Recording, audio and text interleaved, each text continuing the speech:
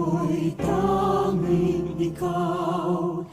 Pilipinas kong mahal, ang puso ko at buhay man sa iyo'y ibibigay.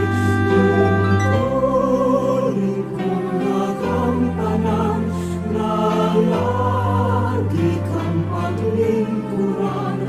Ang laya mo'y mabantayan, Pilipinas kong mahal. Rizal's secret mission.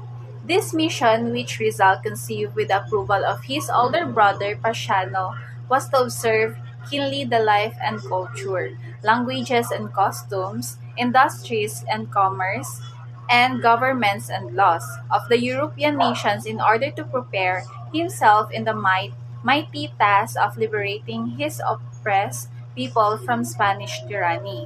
This was evidenced in his farewell letter, which was delivered to his parents shortly after his departure for Spain. Aside from beginning his parents' forgiveness for leaving the Philippines without their permission and blessings, he said in the letter, "But as God has not made anything useless in this world, as all beings fulfill obligations or a role in the sublime drama of creation, I cannot exempt myself from this duty, and small thought it be. I too have a mission to fill, as for example, alleviating the sufferings of my fellow men. I realize that all this means sacrifices and terrible ones. I imagine the pain which I must give you, but I feel something that obliges and impels me to live. I shall strive with faith, and I shall win or lose. God's will be done." Rizal's secret departure for Spain. Rizal's departure for Spain was kept secret to avoid detection by the Spanish authorities and friars. Even his own parents did not know, because he knew, especially his mother, would not allow him to go.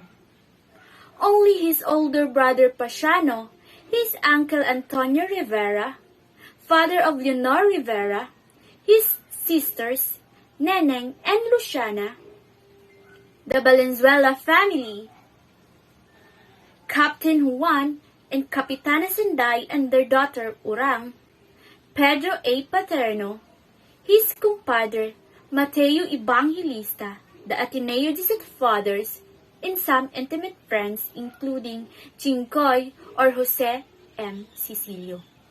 The kind Jesuit priest gave him letters of recommendation to the members of their society in Barcelona. Rizal, he used the name Jose Mercado, a cousin from Binyan.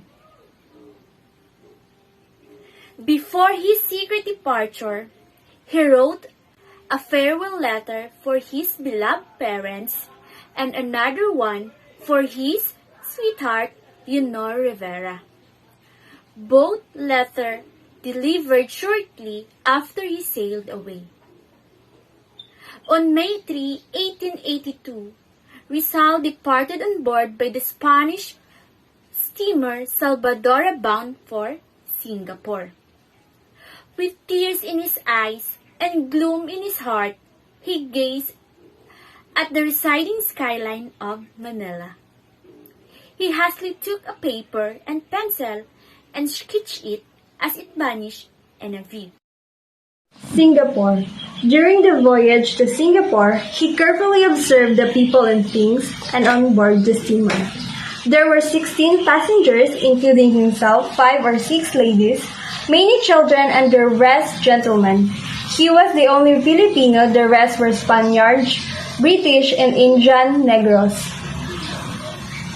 The ship captain, Donato Lecha from Asturias, Spain, befriended him. Rizal described him in his travel diary as an affable man, much more refined than his another countrymen and colleges that I have met. He was, however, peeved by some Spaniards, his fellow passengers, who spoke ill of the Philippines. to which they go for Pictionary reasons. To while away the tedious boredom of sea voyage, Rizal played chess with his fellow passengers, who were much older than he. He defeated them many times, for he was a good chess player. On May 8, 1882, while the steamer was approaching Singapore, Rizal landed, registered at Hotel de la Paz, and spent 2 days on a sightseeing tour of the city, which was colony of England. He saw the famous botanical garden, the beautiful Buddhist temples, the busy shopping district, and the statue of Sir Thomas Stanford Raffles, founder of Singapore. Manila moved to Madrid. While sojourning in Barcelona, Rizal received sad news about the cholera that was ravaging Manila and the provinces. Many people had died, and more were dying daily. According to Pasiano's letter, dated September 15, 1882, the Calamba folks were having afternoon novenas to San Roque and nocturnal procession and prayer, so that God may stop the dreadful epidemic, where the Spanish health authorities were impotent check. Another sad news from the Philippines was the chatty letter of Chenkoy recounting the unhappiness of Leonor Rivera, who was getting thinner because of the absence of a loved one. In one of his letters, dated May 26, 1882, Pasiano advised his younger brother to finish the medical course in Madrid. Evidently heeding his advice, Rizal left Barcelona in the fall of 1882 and established himself in Madrid, the capital of Spain. On November 3, 1882, Rizal enrolled in the Universidad Central de Madrid or Central University of Madrid in 2 courses, medicine and philosophy and letters. Aside from his heavy studies in the university, he studied painting and sculpture in the Academy of Fine Arts of San Fernando, took lessons in French, German, and English under private instructors, and assiduously practiced fencing and shooting in the Hall of Arms of Sans E Carbonel. His thirst for knowledge of music, he visited the art galleries and museums and read on all subjects under the sun, including military engineering, in order to broaden his cultural background. Rizal led a Spartan in Madrid. He knew that he came to Spain to study and prepare himself for service to his fatherland. Accordingly, he rigidly budgeted his money and time. He lived frugally, spending his money and food, clothing, lodging, and books, never wasting a peseta for gambling, wine, and women.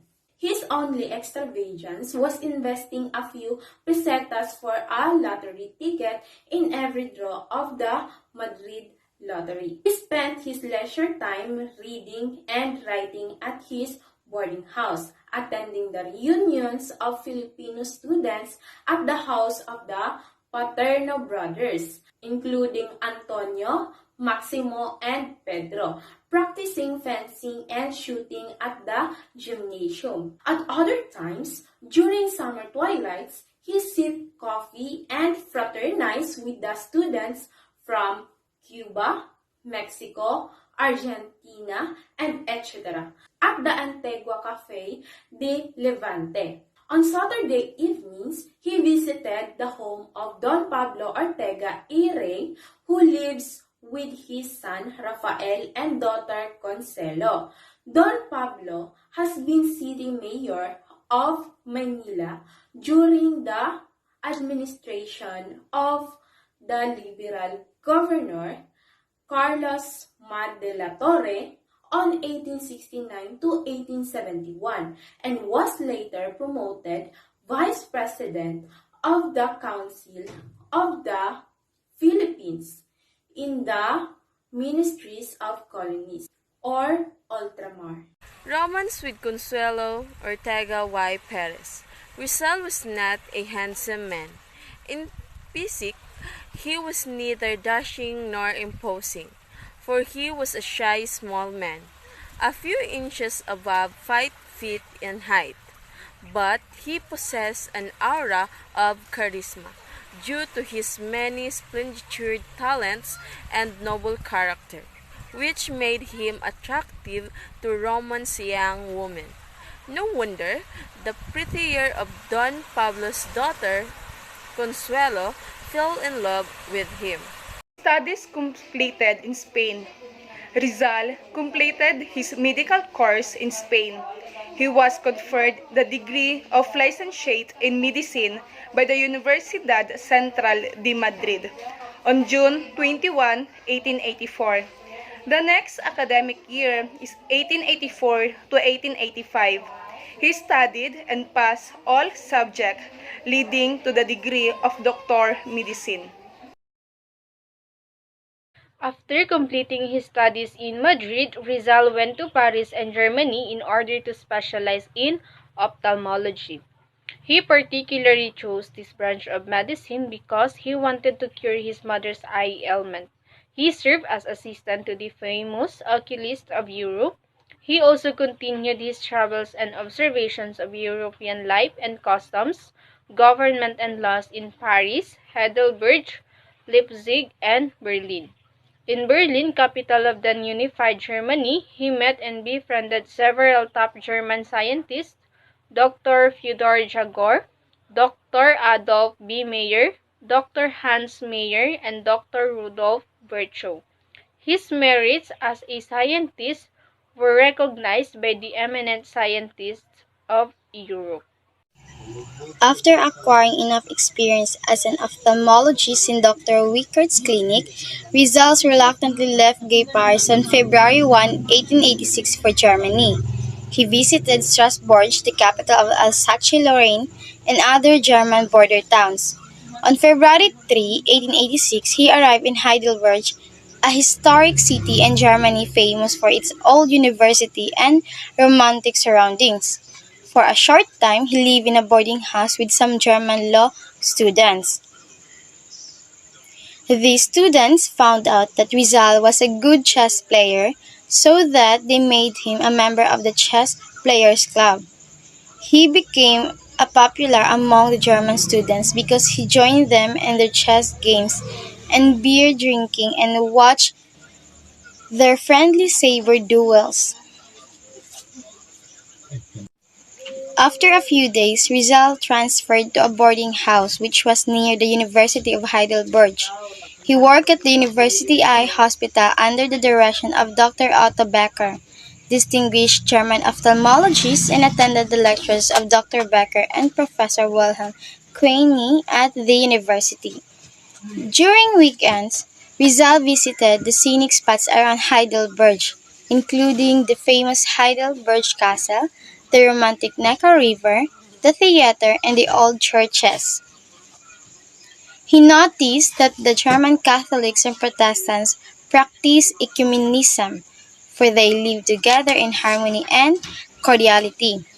One of the town churches was used one half by the Catholics and the other half by the Protestants.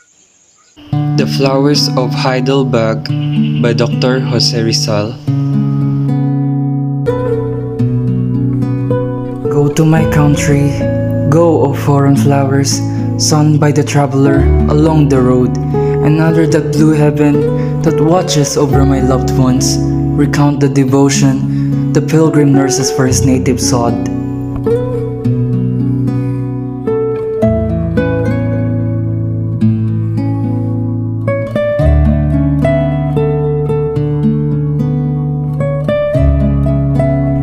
Go and say that when dawn opened your chalices for the first time beside the icy Neckar, you saw him silent beside you, thinking of her constant Bernal climb.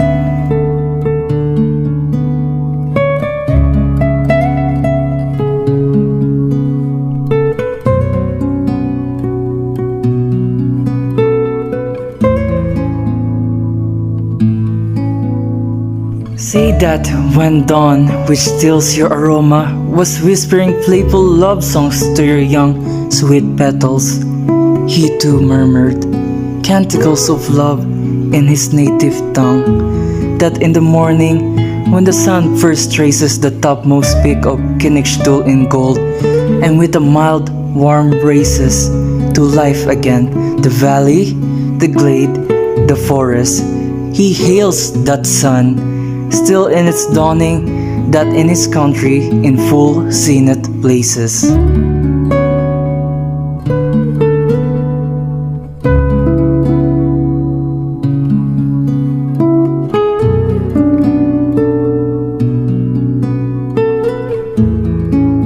Until of that day, when he collected you along the way, among the ruins of a feudal castle, on the banks of the Neckar, or in a forest nook.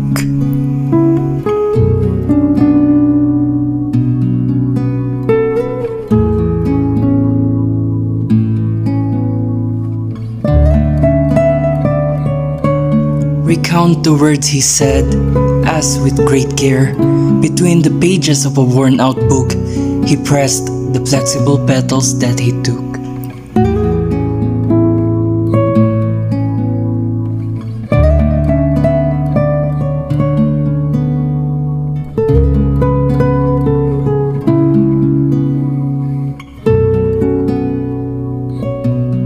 Carry, carry, O flowers, my love to my loved ones, peace to my country and its vacant loam, faith to its men and virtue to its women, health to the gracious beings that dwell within the sacred paternal home.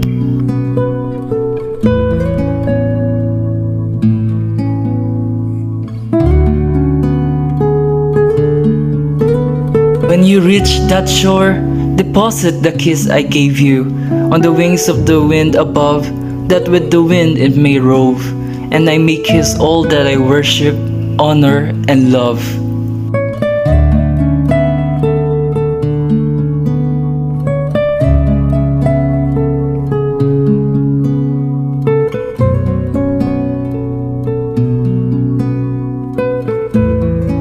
But oh, you will arrive there, flowers, and you will keep perhaps your vivid hues, but far from your native heroic earth, to which you owe your life and worth. Your fragrances you will lose.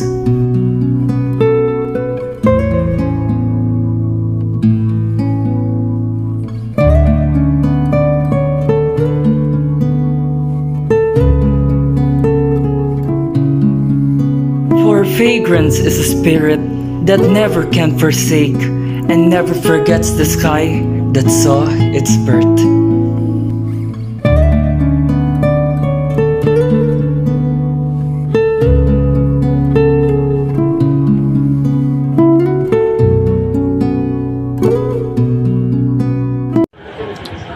The first letter to Blumentritt. On July 31, 1886, Rizal wrote his first letter in German, which we had improved after his stay with the Olmers, to Professor Ferdinand Blumentritt, the director of the Athenaeum of Lietmetris, Austria. He had heard of this Austrian ethnologist and his interest in Philippine languages. In his letter, Rizal said, "I have heard that you are studying our language and that you had already published some work about it. Permit me to send you a valuable book written by my countryman in our language. The Spanish version is mediocre because the author is only a modest writer, but the Tagalog part is good, and it is precisely the language spoken in our province." With the letter, Rizal sent the book which he mentioned. The book was entitled Arithmetica or Arithmetic, and was published by two languages, the Spanish and Tagalog, by the University of Santo Tomas Press in 1868. The author was Rufino Baltazar Hernandez, the native of Santa Cruz, Laguna. Rizal's letter from Heidelberg impressed Blumentritt, who reciprocated by sending Rizal a gift of two books. It marked the beginning of their frequent correspondence, also of their friendship that lasted all their lives. Blumentritt and the Austrian became the best friend of Rizal, the Filipino. Rizal's life in Berlin. In Berlin, Rizal was a mere student or a curious tourist. He lived in this famous capital of unified Germany for reason. First, to gain further knowledge of ophthalmology. Second, to further his studies of science and languages.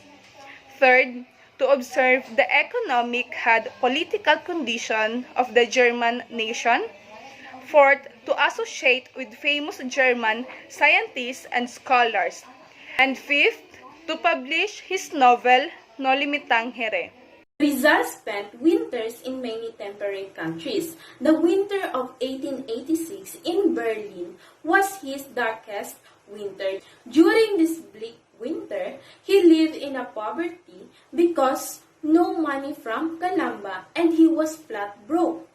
The diamond ring which his sister Saturnina gave him was in the pawn shop. He could not pay his landlord. He had to scrimp, eating only one meal a day, and that daily meal consisted of bread and water or some cheap vegetable soup. His clothes were old and threadbare. He washed them himself because he could not afford to pay the laundry.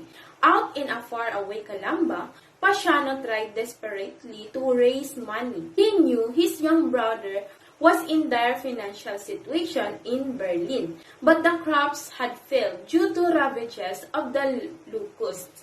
The sugar market collapsed. Time was of the essence, but poor Pasiano was delayed in raising the necessary funds. Meanwhile, Rizal starved in Berlin and shivered with wintry cold. His health broke down due to lack of proper nourishment. He began to cough and he feared that he was going to be sick with tuberculosis. Never had he suffered such physical blows or penury, so that his soul cried out in despair. Idea of writing a novel on the Philippines. His reading of Harriet Beecher's Uncle Tom's Cabin, which portrays the brutalities of American slave owners and the pathetic condition of the unfortunate Negro slaves, inspired Dr. Jose Rizal to prepare a novel that would depict the miseries of his people under the lash of Spanish tyrants. He was then a student in the Central University of Madrid. In a reunion of Filipinos in the Paterno residence in Madrid on January 2, 1884, Rizal proposed the writing of a novel about the Philippines by a group of Filipinos. His proposal was anonymously approved by those present, among whom were the Paternos, Pedro, Maximino, and Antonio, Graciano Lopez Haina, Evaristo Aguirre, Eduardo Delete, Julio Lorente, Milicio Figueroa, and Valentin Ventura. Unfortunately, Rizal project did not materialize. Those compatriots who were expected to collaborate on the novel did not write anything. However, almost everybody wanted to write on women. Rizal was disgusted at such flippancy. He was more disgusted to see that his companions, instead of working seriously on the novel, wasted their time in gambling or flirting with the Spanish senoritas. Undoubted by his friends' indifference, he determined to write the novel alone.